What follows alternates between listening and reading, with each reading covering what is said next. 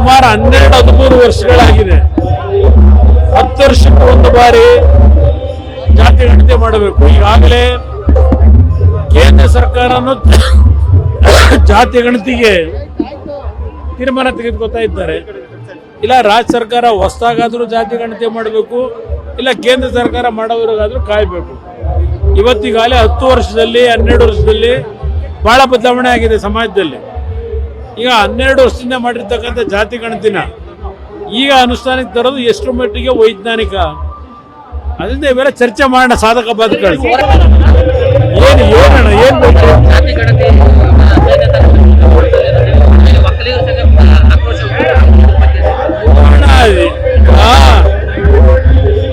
ಈಗಾಗಲೇ ಸುಮಾರು 12-13 ವರ್ಷಗಳಾಗಿದೆ.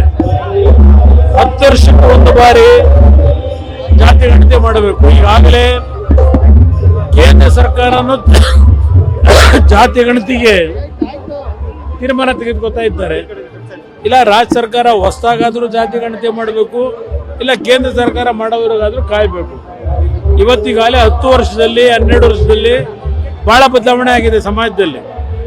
ಈಗ 12 ವರ್ಷದಿಂದ ಮಾಡಿರ್ತಕ್ಕಂಥ ಜಾತಿ ಗಣತಿನ ಈಗ ಅನುಷ್ಠಾನಕ್ಕೆ ತರೋದು ಎಷ್ಟು ಮಟ್ಟಿಗೆ ವೈಜ್ಞಾನಿಕ, ಅದರಿಂದ ಇವೆಲ್ಲ ಚರ್ಚೆ ಮಾಡೋಣ. ಸಾಧಕ ಬಾಧಕಗಳು